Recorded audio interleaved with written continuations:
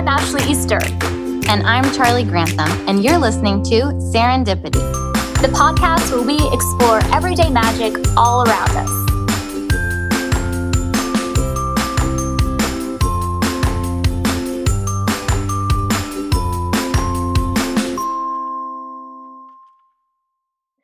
Hey everyone, welcome back to Serendipity. I'm Charlie and Ashley's here too. Hey. We actually have a really special guest today. Addison Saviers is here. Addison, we're so excited to have you.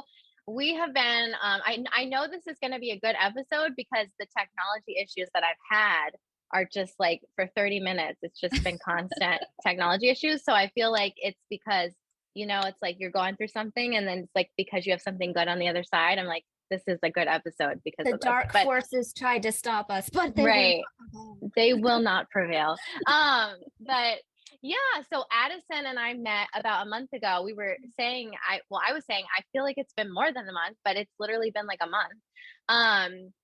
And she's just so cool. I was like, oh my gosh, like you should come on our podcast. Like I predicted that her and Ashley, like you and Ashley would be like, just hit it off, and you have. So I was right.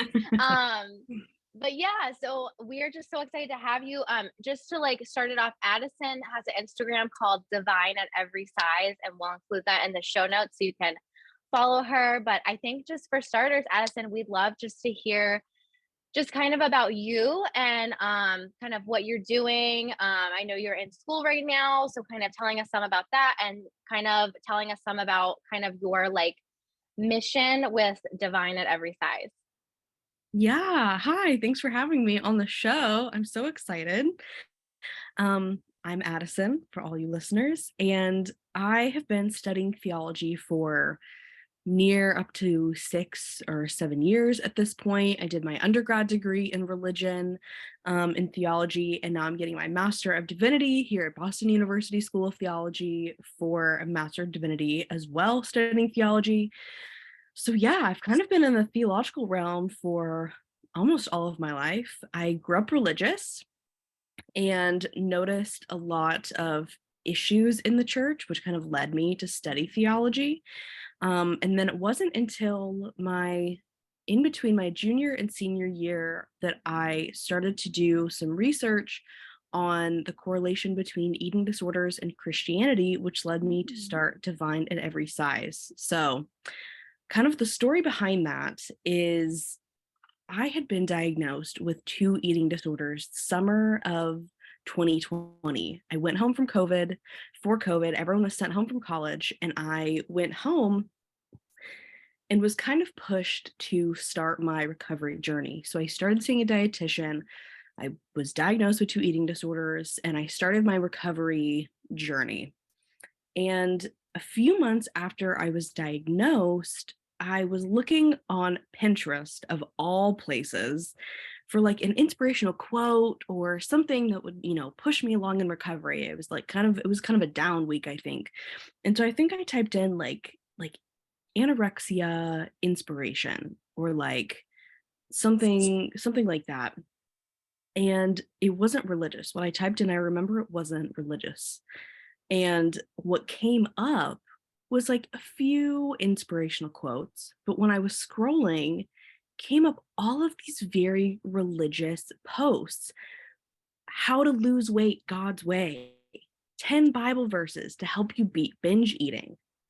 Do this Adam and Eve diet, how to pray effectively for weight loss, like all of these horrific things. And I was like, oh my God. And so I started looking into all this stuff, and I realized just how correlated the diet culture that I was trying to get away from in my eating disorder recovery was tied with Christianity. And I started uncovering all of these like Christian diets. There's hundreds of them. And even though that those Christian diets were not present in the churches that I grew up in, a lot of the same theology was. Things that juxtapose self-control as a fruit of the spirit with the deadly sin of gluttony. and things that showcase how fasting for 40 days can make someone thin, and it's seen as a holy thing. And all of these kind of very present theological themes were being used for diet culture. And what I found is that often when people are doing these for religious reasons, it develops disordered eating patterns, because when you restrict your food, when you're doing these long-term fasts, it creates disordered eating patterns. But because people are doing them for what they think, they're doing it for God, and these diets and this fasting, whatever, is God ordained, they don't get diagnosed, because people think that if they were to fail this Christian diet or fail this fast, they're failing God. So that led me in my senior capstone for my undergrad stuff to, my senior paper was titled The Religion of Christian Diet Culture. And I looked at Christian diets and how they present themselves theologically and why they're harmful. And I broke down themes, I broke down Bible verses, I broke down everything that I could find, and then proposed in the second half of my paper what churches should do instead, which I said at the time, and I still mainly believe in, is intuitive eating, and this practice that was rooted in my eating disorder recovery, that is a secular principles and practices of eating, but is really, really deeply theological. So Divine at Every Size came about because I started to post on my personal Instagram some findings as I was writing my capstone, and I was shocked by the amount of people who were like, one, I had no idea that this existed, and two, like, I would love to learn more about it. So as to not make my page, I wanted to like post about it every day. I was very passionate about it at the time. And I made this separate account, which was originally called Body Positive Theology. And then I switched it to Fat Liberation Theology, but then Instagram told me that that was too offensive. So I had to change it again. And I changed it to Divine at Every Size. So that's kind of where Divine at Every Size came from, was me finding out all of the stuff about diet culture and Christianity and how they're intertwined, and wanting to educate people about that, both in theology and in the world. Wow. As I'm hearing that, like, I have heard of some of the Christian diets. I didn't realize there were that many, but I always heard people talk about like the Daniel diet. Like that was a big one I heard of. I know Bill Gothard and like some of the culty religions, like I think he was removed from his platform, but now he's doing some sort of like bread diet or something like that. It was last I heard, and just like some weird stuff. And it's, but I didn't realize that there were like hundreds of quote unquote diets. I could rattle off the Daniel diet, the Genesis 129 diet, the Adam and Eve diet, the Lose Weight God's Way diet, if you haven't heard of Gwen Shamblin, and oh my gosh, you both need to look up Gwen Shamblin's. And they did an HBO documentary called The Way Down, but way as in like weight, not like W-A-Y, for The Way Down. Gwen Shamblin had, not only did she come up with this Christian diet, book, she started a diet church. And the whole point of the church was for people to lose weight. And is she the one with all the makeup and the big blonde hair? There it is. Okay, there it she is. Sort of looks like a more modern Tammy Faye Baker. Yes. Okay. Yes. All right. Yeah. And she, her books, her church, 500,000 people were part of this church. Like this, they would go and promote this diet everywhere. And it was so popular. It ended up, I wish in the documentary on HBO Max that they talk about more like this specific diet and diet church, because once it kind of like got really, really popular, it kind of turned into this like cultic church situation. And it kind of moved away, ironically, from not necessarily the diet stuff, but like the way they were promoting it, and really became this like kind of cultic. The person who is narrating the HBO Max documentary calls it a cult. And anyway, you both have to watch the documentary. Gwen Shamblin ended up dying in a plane accident because her husband had his pilot's license, but they died in a plane accident.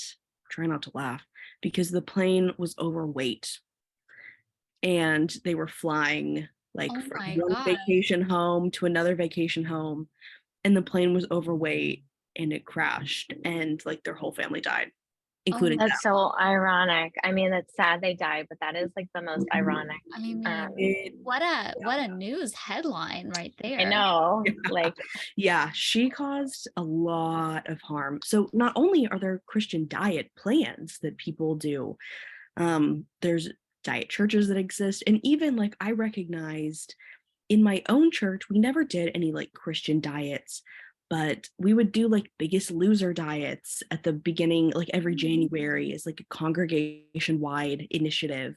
And it was so apt, like for Lent, for people to give up like food for Lent. And mhm. I did that in my eating, like in my disordered eating pattern and days. I would give up food for Lent because no one could challenge me.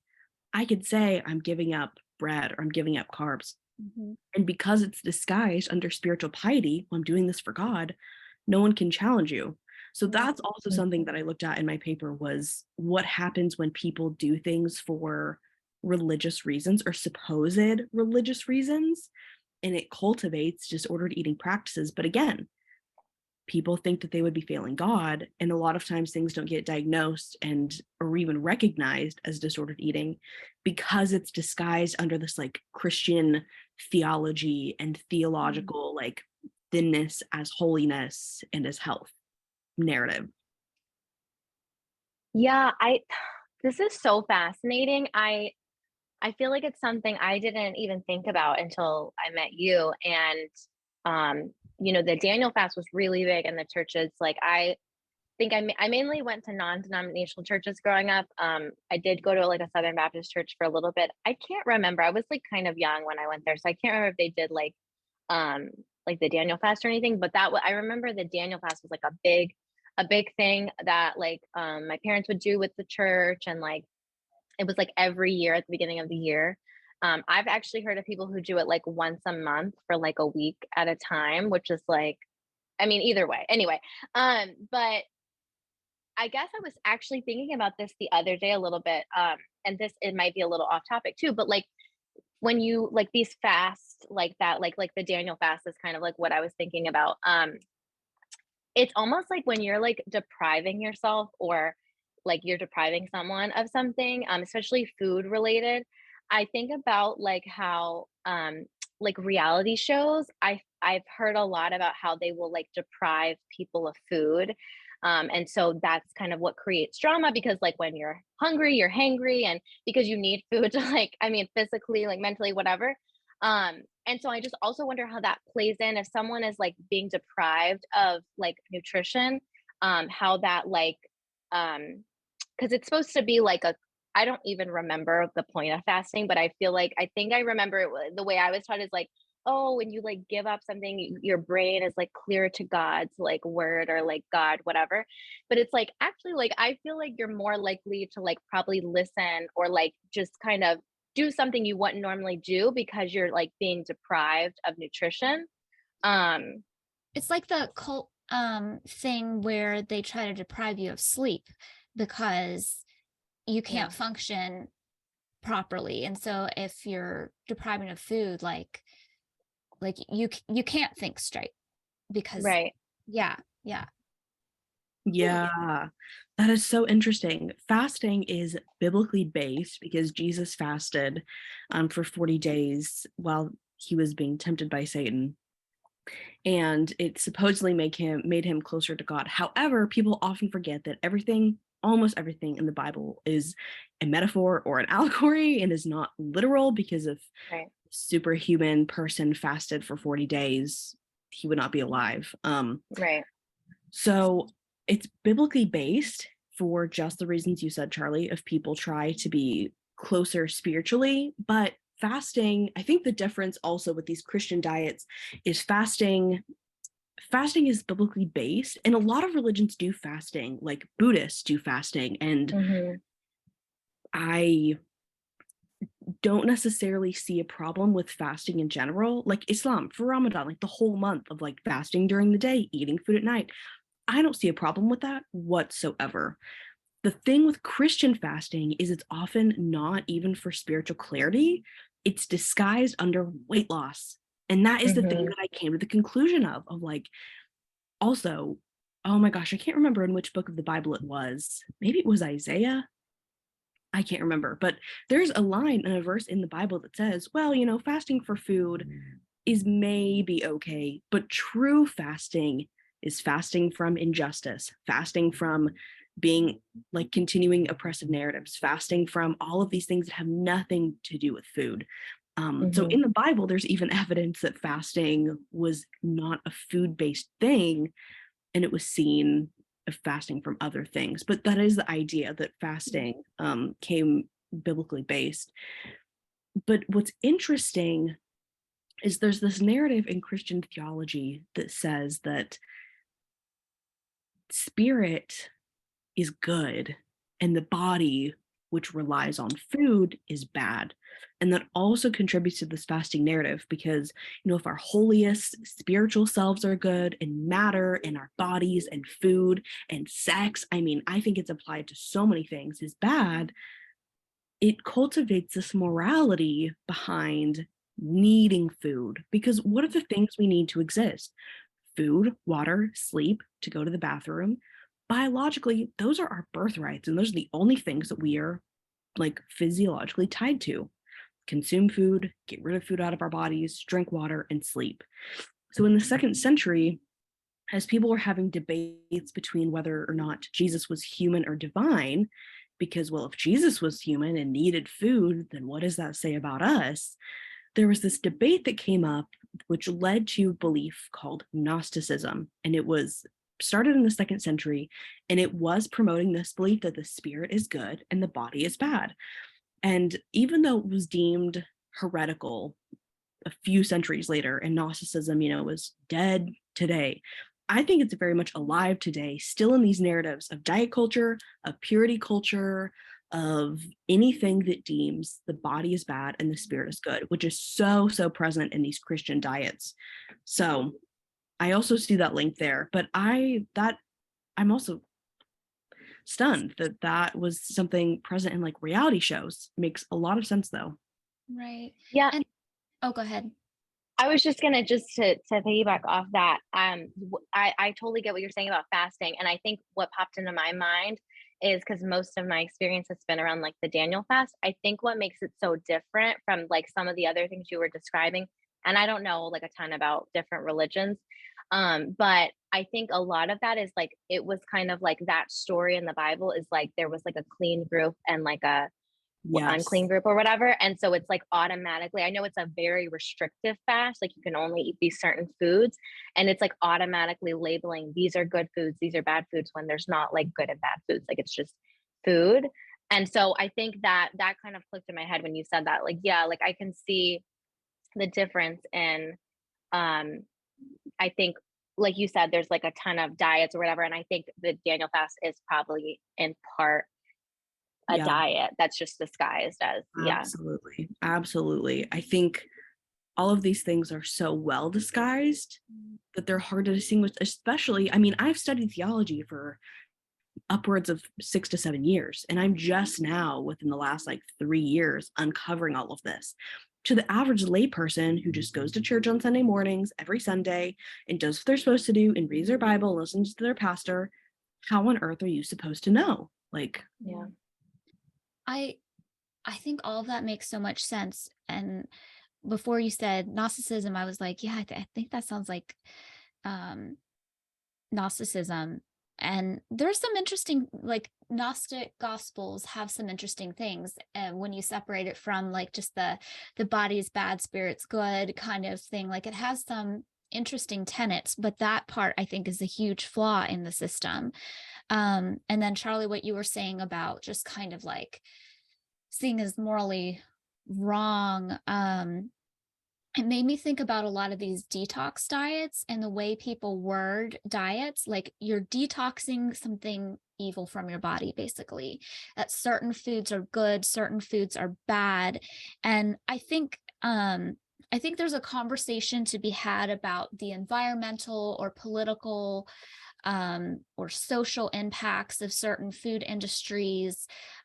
Personally, I'm vegan, but to say like certain food is good or bad based on like morality of, I mean, even with veganism, like I care about the animals, but I realize that there's a lot of people who can't eat vegan. And so I'm not going to be like, you can't, like, if you're wrong for that or something like that, because it's just, but I guess sort of a question I'm sort of talking out loud is, with these detox diets, one question is detox even a thing? Is that like a real thing that actually works? And is it actually good for you? And the reason I kind of want to ask that question is a couple of years ago, well, I have an autoimmune disorder. I have ulcerative colitis. And I was trying medications. Medications weren't working like I wanted to. Some of them had negative side effects. And so I heard about this detox for ulcerative colitis. And you could eat as much as you wanted, but it was very restricted on the foods that you could actually eat. And so it was like, I don't remember, like 6 foods. And you had to, they kind of told me going into it, like, it's only going to be for 4 weeks. And I was like, well, that seems like a long time.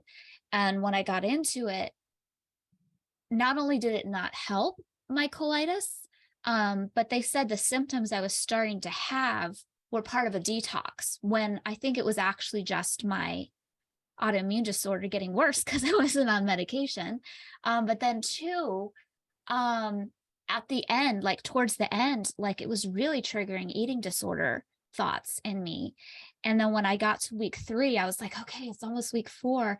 And they're like, well, you're not exactly where you should be. You might need to do another 3 rounds of this. And I was like, what? And I guess my question kind of in that is, with people talking so much about detoxing and like certain things being bad for your body, like, is some of that just made up, or is it like, like what was happening? Because it didn't help me in the long run, and it certainly didn't fix an illness. And I sure as hell did not feel closer to God during that experience. Well, I will first and foremost say that I am not a dietitian. I've worked with dietitians for many, many years, but for anyone listening, this is not official medical advice. This is just my opinions. I don't think that detox diets work unless it's something blatantly obvious, like celiac, cutting out gluten, and you automatically feel better. Or how our Right. bodies aren't meant to handle dairy, and the switch from breast milk to whole milk was never biologically supposed to happen. Right. If you are like, wow, I feel so much better the second that I stop consuming dairy, maybe that would be, but I wouldn't consider that a detox. I would consider that intuitive eating, and eating from the knowledge of and wisdom of the body. With these detox diets, secular and Christian, the language that uses of this detox sounds, I mean, the exact same as an exorcism. There's nothing different between a detox diet and like exercising something out of your body. Wow. So that to me is the exact same language. And what happens with these ideas presented with detox diets, with Christian diets, and this moral idea of certain foods are good, certain foods are bad, when you attach morality to it, is it aims for this idealistic idea of health. And we cannot control our health. People with chronic illnesses like you understand health is not something that we can control. We can be the healthiest we can be and still get hit by a car tomorrow. And now Right. we are a double amputee. What does the version of health look like then? Like, health is never this promised thing, but in diet culture, it is, because if you just eat the certain way and you just eat these good foods, you will be healthy, even though health is not a social determinant factor. Mm. And what happens when we attach health, especially in religious settings, is I wrote a paper last semester on how this idea of health replaces the idea of salvation. Like if you're being good and doing good and eating good, that is a salvific theological idea that is so like present in the way Christians often look at disabilities, of being healed, and mental illness and food. And so it like replaces salvation and gives this like heavenly title, which is so like not helpful at all and is really, really harmful. So I would say detox diets don't work. And when we restrict any kind of food, it sends our body into fight or flight. Our bodies aren't meant to handle restrictions. That's why weight is 80% genetic and only 20% like contributing of environmental factors. So the things that contribute to what body size someone is, for example, is determined by 80% genetics. Because when like my ancestors came to America, like in the potato famine. Yeah.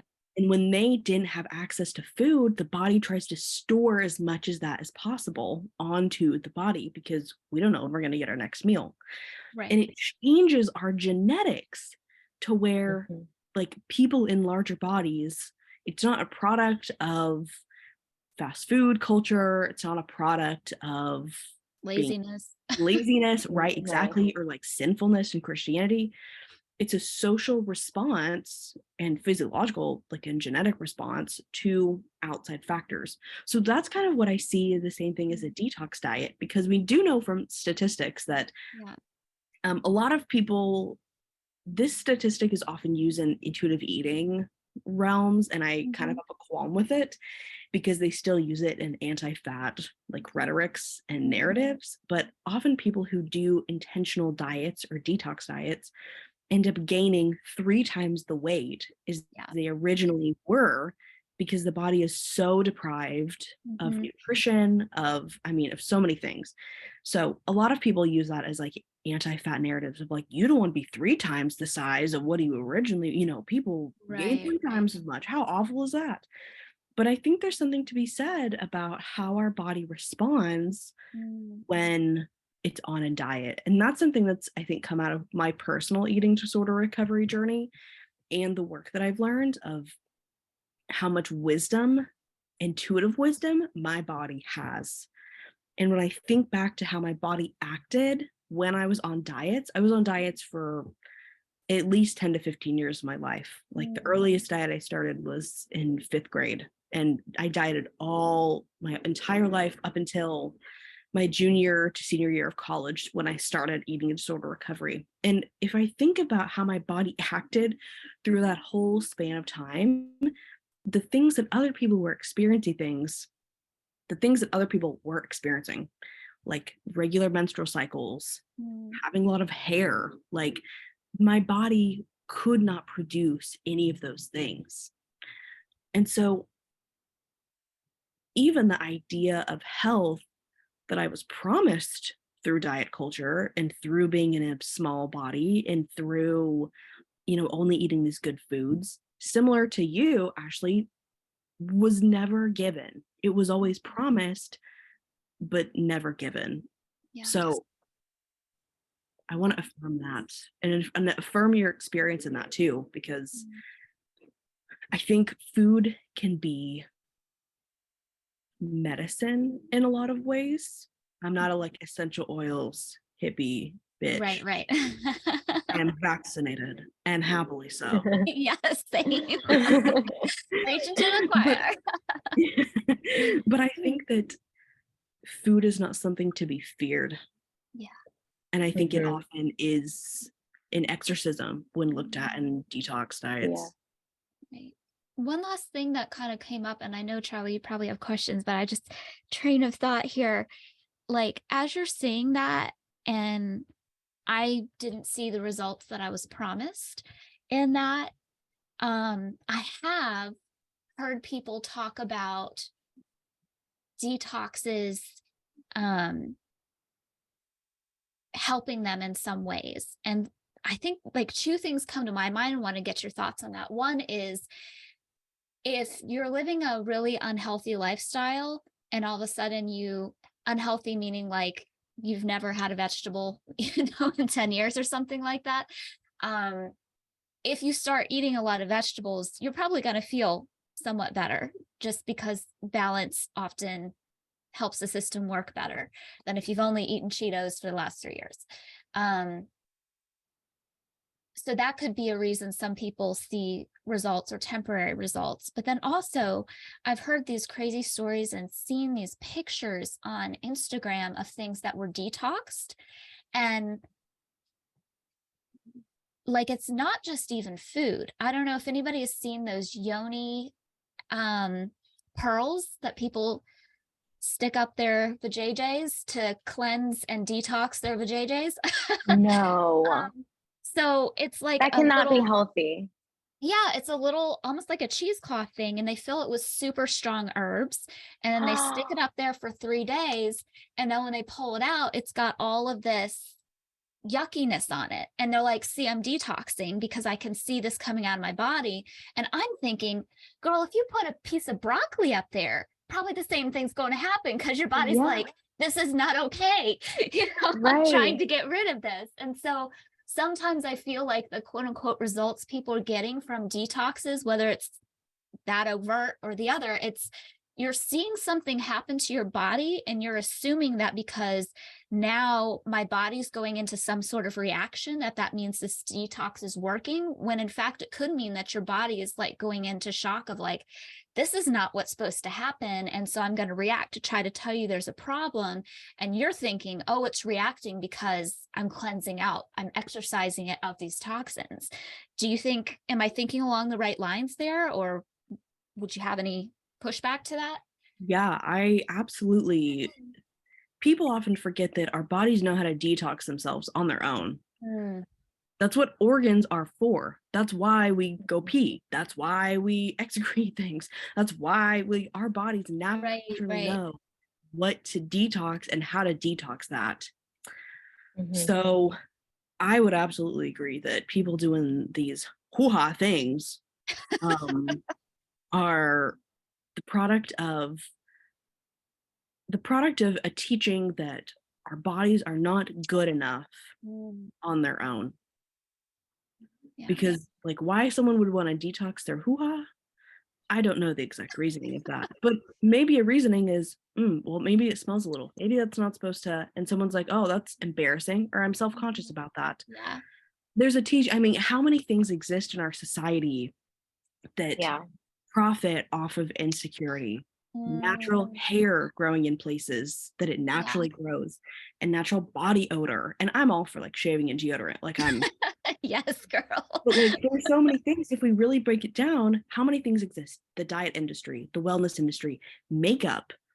How many hair products do you need? How many anti-aging things? Like aging, naturally aging is seen as bad. Like all of these things exist to tell you something with you is bad, and I'll fix it. And when I fix it, you'll be more desired, you'll be more liked, you'll be more lovable, you'll be good enough. And really, I think it attaches itself to this deep desire that we all want to be loved and accepted. Yeah. Just do this, if I just detox my hoo-ha, or I just do whatever, I just lose X amount of pounds. Like, I kind of see this overarching theme of I am somehow not good enough and I need to fix myself. Yeah. And out of that, to the point of like, if someone's like not eating a vegetable for like 10 years or something, and they're eating Cheetos. One, I know a fair amount of people that are healthy or would be considered healthy in society's eye, like bodybuilders, that rarely eat things that we would consider healthy, like fruits and vegetables. And something that I learned in my own eating disorder recovery with my dietitian is that actually all foods are healthy, even including Cheetos, because all foods give us nourishment. And my body doesn't know the difference between a McChicken and a broccoli piece, because it still is processed in the body the same way. So that is like especially the argument for a lot of like health and wellness cultures of like, oh my gosh, I'm detoxing sugar, or like I'm not eating artificial sugar, I'm not eating processed sugar. our bodies do not know the difference between a strawberry and a lollipop.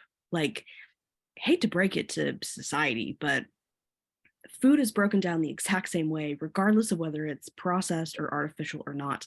And the thing that I often go back to is people are like, well, I can't believe that that's true with our current agriculture system. And I'm a proponent of like slow agriculture. I'm very much against our industrial agriculture system, which like harms animals, harms the planet, oftentimes harms us because of the chemicals that these animals are input with, which is also present in our agriculture system for fruits and vegetables. Eating a McChicken and eating a strawberry with our current, like if you were to go buy a strawberry from Trader Joe's or Target, nutritionally, it's actually pretty much the same because of the chemicals and the pesticides that are present in like strawberries, blueberries, lettuce. Like, how many recalls have we seen for romaine lettuce recently? Like, so that's something that I often bring up in light of conversations about health, especially related to body size, is if we're looking at health, even our agriculture system is not helping us at all, because the things that we are putting even in our healthiest foods and what a lot of diet culture influencers like to call superfoods, which don't exist, like a superfood is like not a thing, because our agricultural system is the way it is now, at least in America, it really doesn't even make a difference, which so contributes to this inequality of food access. Why is it so much cheaper to get a McChicken than it is to get a pack of apples or a pack of strawberries? So, which totally impacts the ways that food deserts are made and food inequality is made, and the racial disparities in that. So I think it calls upon this much bigger questioning of how are we eating? What are the means to which we're eating? Who is harmed when we're eating? How can we be more connected to our food, which will then make us more connected to our bodies? But often people don't even think about that. They think of, well, fast food makes people fat, and therefore it should be eradicated. Yeah, and I think what I'm thinking about too, with you like saying all these things, I think a part of it too is like this, the idea that like so many systems that we have in place just fail people on a daily basis. And so I think a lot of people who go and do like a detox, or who like go and do like a diet or follow these people on like influencers or whatever, um I feel like a lot of people are doing it out of like desperation because they've been failed by some other system, whether it's like the medical Absolutely. system, and just thinking, I'm doing a master's of public health. Like there's so many like problems caused in America, like just strictly from like medical errors. Like it's just the numbers are like absolutely the money, like it's just like millions and millions and millions of dollars. So many, and it's like again, like I feel like I have known people who have suffered at the hand of like doctors or the medical system, who then have went and tried to find like out of desperation because of this thing that was like done to them by like a system, and they're just desperate. They're just like trying to find something to help them. Or like you were talking about, like the things that are put into foods, that like disrupts like hormones or whatever. And so they're just desperate. They're like, please, like somebody help me, figure this out. I don't like, I have these symptoms, or I feel bad or whatever. And I think that's like such a big theme here, is that it's these like organizations or these people or the church taking advantage of desperate people who are in a very vulnerable Yeah, place. Because again, it's not, I don't think it's like the individual's responsibility in the society that we live in, um to take responsibility like for health. I think to an extent there's like some things, sure, but I think because of like we're at the mercy of these systems, whether like people like it or not, like I mean it's just a fact. This is like how society is structured now. We're at the mercy. um it's the responsibility of these organizations, the government, like the people in power, to like regulate this and to like, I don't know. I was just thinking of that. I think that's like a huge thing, and it causes people to be vulnerable and desperate. Yeah. And And that's what makes people like, and it's not a fault of their own, the individual, like wanting to do a detox or wanting, because they're just like grasping at straws, trying to Yeah. like feel better. And I think it also goes to what you were saying, like people just want to feel love. That's like a core human need, Yeah. to feel love, to feel protected, and it's like all connected. And Yeah. it's That just makes me sad. think, especially when you bring up health, like going back to like the Cheeto thing, we can say Cheetos are really bad for the environment. They're really bad in the way that people are not paid to make them and produce them, and it exploits people. They're bad for this, they're bad for that, they're bad for our hormones, whatever it is. But I think something like really present, especially in like the diet culture and wellness industry with these like detox diets, is instead of going, this is really bad for the environment, it's really bad for, let's just say, animals, it's really bad for people, it affects our hormones, etc. Health and the way that health is perceived is always associated with thinness. So it doesn't become a conversation of how is this impacting the planet? How is this impacting exploiting people? How is this encouraging oppressive systems? It goes, well, Cheetos are bad because they make you fat. And if even we were to switch our idea of health and go, being fat's not a bad thing, I think our systems of agriculture would radically change, because the things that are seen as morally bad wouldn't be seen as morally bad because it can make you fat. Like, I think that especially I studied food ethics in, like, I took a class on it my senior year of undergrad. And a lot of what I found is this conversation like that you and I are having, but they would be like, yeah, we need to get rid of fast food because look at the obesity rates, because look at this. And you can go, well, actually, fat people have always existed. And just because someone's fat doesn't mean they're unhealthy. And we can also say our agricultural system and our fast food industry really disconnects us from our food. It's bad for animals. It's bad for the planet. It's bad for the people, again, the workers that are being exploited at the hands of this like capitalistic system.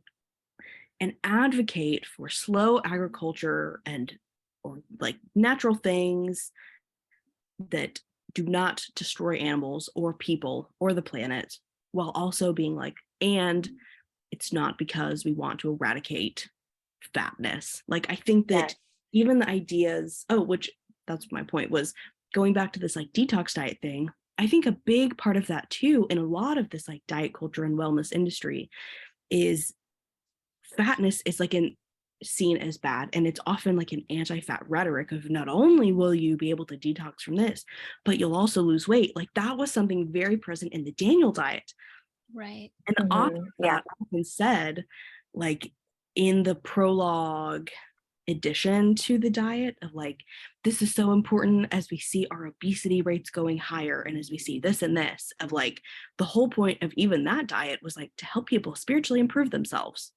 And then it's always kind of tacked on at the end, and you'll lose 10 pounds. You're like, wow, I could lose 10 pounds.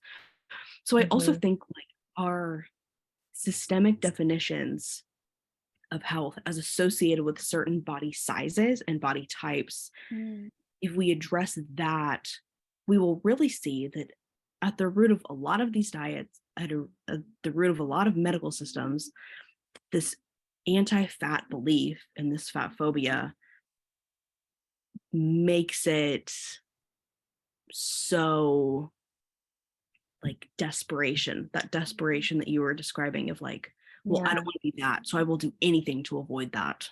Right. Yeah. So what would you say is as good indicators of health? Is it like lipids and testing like your blood, and like it's not what a person visually looks like? Because I've seen some really thin people that I know have been really sick, because I've been a very thin person who's been very sick. And I've seen people who are in larger size bodies who seem very healthy and joyful, and they have energy and they don't have a lot of health problems. So like, what is it that we should actually be looking at versus size? I love that question. For my belief, again, not a doctor, not a dietitian, health is subjective to every person. That's one of the first things that my dietitian had me do. I've also been a really thin person and be very unhealthy. And the first thing my dietitian did was what are your definitions of health? What do you want health to look like for you? Does that mean that you're sleeping better? Does that mean that you do yoga one time a day? Does that mean that you have more hip mobility or that you can bend down easier? Does that mean that you're thinking about food less and you're like looking out at the sky more? And I think that when we tell people health looks like this, health looks like your blood levels being this certain way, health looks like, because health looks different for everyone. What if you have an autoimmune disorder? What if you have chronic illness? What if you're disabled? Like health, there is no, I think one of the biggest things I've learned is that there is no umbrella marker for what health looks like for anyone. Like maybe health looks like eating broccoli for me. The person next door to me could be allergic to broccoli. Well, that's Right. not a healthy thing for them. Even this categorization of like healthy foods and not healthy foods. Well, some people are allergic to blueberries. That's kind of a bummer. Like, so Yeah. that's not a healthy food for them. That could kill them. It's a poisonous thing for them. So I think like the things that I look for my own health, am I drinking enough water? Am I getting sleep? Am I eating in a way that I feel good in and that I feel good ethically? How am I treating the planet in the way I eat? How am I treating animals in the way that I eat? How am I treating myself in the way that I eat? Especially then with the lens of diet culture and eating disorder, am I allowing myself to eat all the foods? What kind of music am I listening to? Am I journaling? That, like, if I'm not journaling on a regular basis, I'm probably not in a healthy state of mind, because health in my, like, to me also includes like mental health and like how am I doing stress wise, how am I doing depression wise, what about my anxiety levels, am I going outside enough, am I doing the things that I enjoy enough, like yoga or art journaling or things like that. So I think that has been one of the biggest takeaways that I've gotten from my eating disorder recovery journey, is allowing health to look different for me and different for everyone else that I meet, rather than having some kind of umbrella idea of what health is. I love that. It's all intuitive. It's intuitive in how you define health, because I feel like it can be like, okay, what do I like? What are the things that I like to do? If I can do the things that I truly enjoy and find pleasure in, I'm healthy. Like if I like, yeah. So I love that you said like, oh, some people have allergies. I feel like that's a good point, because I think about, like, I get migraines, and so there's certain foods I know that are like triggers for like my migraines. And my mom, she doesn't get them that much anymore, but she used to, and one of her food triggers is like a red onion. It's a vegetable and it causes migraines for her, and so it really is like such an individual thing. And for like, I think so much of like diet culture and like whatever, to come out and say, okay, this is going to fit every single person. Like, and like you said, we're all different. We have different like genetics. We have different ancestry lines. We have, and we have different like goals for life. We have different things we enjoy. And if like, I don't want to run a marathon, like somebody might though. So maybe like health is going to be different from me and them. They may run 10 miles. That's not going to be good for me. Girl, Like I'm with you. I'm going to be at the finish line waving the little flag. Like, hey, you right. did it. Like on the Yeah, sign. and maybe health looks like not forcing yourself to do something like that just because the diet tells you to, or just because you're supposed to be healthy enough to be able to run a marathon. Well, right. sorry, if someone's a double amputee, that's not really that healthy for them, is it? Right. Right. Yeah. Oh, I love this. This is such a good conversation. This is just so good. I feel like I learned so much, and I'm just fascinated. I love this. I feel like what you're doing, Addison, is really, really important. And I think it's really growing up in the Christian religion. And I don't really consider myself part of it anymore. But growing up in the Christian religion, I think it's so valuable what you're doing, and what, like, just getting your degree and like having these goals and plans. I think that's just amazing. And I think it's awesome and needed. So thank you so much. Do you have any like other questions, Ashley, or anything? I feel like we could talk for a long time about this. I know. I think that that's all the questions on air. But I know I'm going to want to just talk to you separately, because there's like 7 different rabbit trails we could go on. But in order to respect our listeners' time, can you just tell us again where people can find you? I know you said that in the beginning, but can you just let everybody know one more time? Yeah, I have an Instagram, Divine at Every Size, and linked in the bio of that Instagram is my personal Instagram if you want to follow along. Other than that, that's kind of it. Okay. Well, it was so Awesome. good to talk with you. Charlie, you made this introduction, so thank you for that. Addison, you're just amazing, and I've also learned a lot of things. And yeah, don't be a stranger to the podcast. We should have another conversation in the future. I would I, love I to.